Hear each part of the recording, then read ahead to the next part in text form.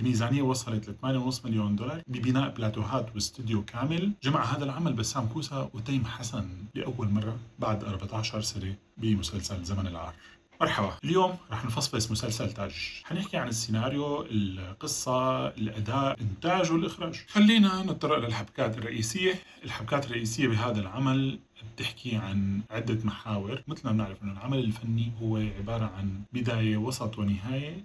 بيبدأ بداية الأحداث، بتتصاعد الأحداث، بعدين بتوصل للذروة، ثم بيبدأ الحل ومنوصل لنهاية العمل.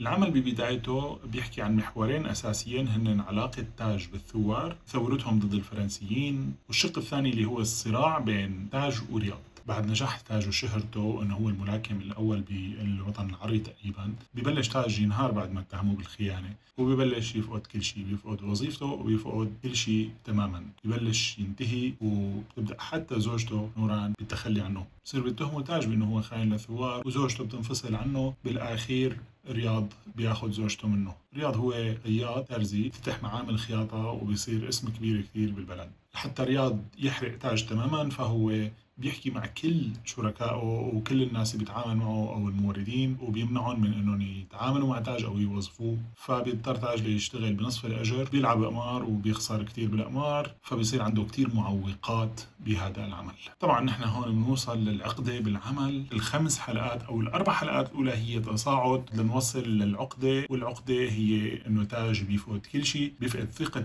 الناس فيه وثقة التجار فيه، وبيعتبروه انه خاين. وبتصاعد الاحداث وبنلاقي انه بالاخير بيخسر كل شيء. اول شيء بيخسر شغله، بعدين بيخسر زوجته، بعدين بيخسر بنته، بتصير بنته عن زوجته. رياض ببلش يحرق له كل اوراقه. هذا اسمه تصاعد للاحداث، بيتم بالاربع حلقات الاولى، يعني الثلث الاول تقريبا الى النصف بالعمل. وبعد ما يصير تصاعد الأحداث وبنوصل لذروة المنتصف. بذروة المنتصف بالحلقة الرابعة بيكون هو انتصار الرياض، وبعد هذا الانتصار بنبلش نعرف انه حتنقلب الآية.